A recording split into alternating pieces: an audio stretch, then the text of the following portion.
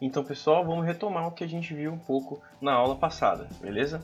O que a gente falou na aula passada, então, galera? A gente falou um pouquinho da questão das falácias e das pós-verdades, né? E dos argumentos e das verdades, né? Falácias e argumentos, pós-verdades e verdades. Bom, eu peguei essa ilustração que vocês estão vendo aí para a gente começar o nosso papo, para falar um pouquinho dessa questão de falácias, né? E argumentos, né? Das contra-argumentos, né? Bom, essa ilustração estaria representando mais o que seria uma falácia, né? Que seriam que não tem, são argumentos falhos, né? Que não tem muita lógica, que simplesmente fala com o intuito de conseguir público, né? de convencer, né? E no caso aqui todos estão tentando convencer todos. Ninguém tem muita lógica, fica uma coisa meio nebulosa, mas quase sempre com as falácias consegue-se aí um bom número de pessoas, justamente por elas terem um público-alvo bem definido e conseguirem cativar, né? O objetivo é apenas cativar as pessoas e não convencer as pessoas e não chegar a uma estrutura lógica bem definida. E os argumentos, pessoal?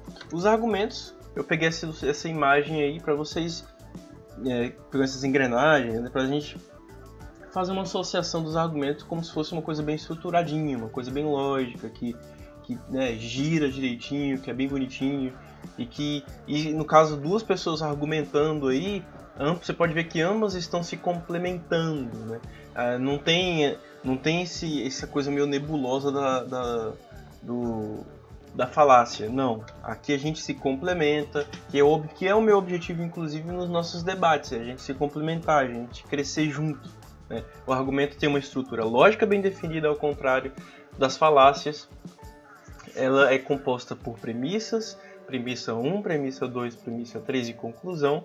Não necessariamente é necessário ter as três premissas, talvez muitas vezes com apenas uma premissa já é o suficiente, mas tanto as premissas quanto os argumentos têm uma lógica bem estruturada, né? E com os argumentos também, ambos crescem. Ninguém tem o intuito de convencer ninguém, captar ninguém. Pode acontecer? Pode, mas o objetivo não é esse na argumentação, tá? Vamos pular então para o próximo ponto, que era esse confronto aí entre verdade e pós-verdade, né? E aí pegaram aí a imagenzinha uma ilustração do René Descartes, né? Que disse essa frase: penso, logo existo. Enquanto na pós-verdade, eu acredito, logo estou certo. O que seria então a verdade, pessoal?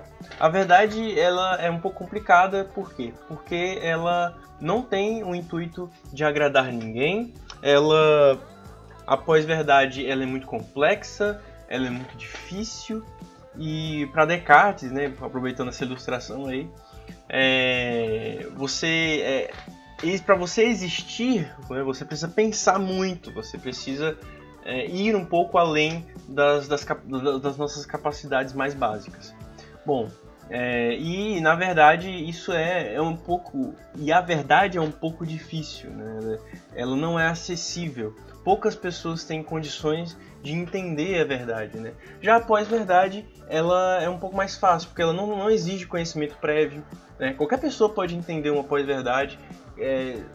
Não exige você conhecer de absolutamente nenhuma questão matemática, nenhuma questão, sei lá, histórica, filosófica, não. Se você ouviu, você entendeu. A pós-verdade ela é mais acessível, ela consegue alcançar o maior número de pessoas, então é muito fácil cair em uma pós-verdade, justamente por ela ser tão fácil e confortável. Já a verdade quase sempre, ela é difícil, nem sempre ela é difícil, mas quase sempre ela é difícil, ela é um pouco mais complexa.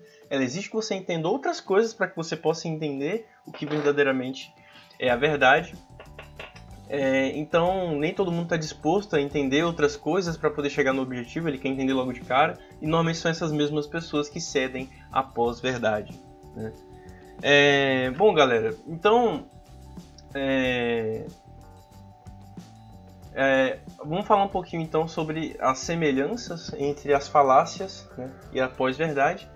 Nas falácias e na pós-verdade, ambas parecem ser mais coerentes e verdadeiras que os seus opostos, né, os argumentos e as verdades. Ambas têm um público muito bem definido e jamais escapa do seu público, e ambas convencem mais do que os seus opostos, né?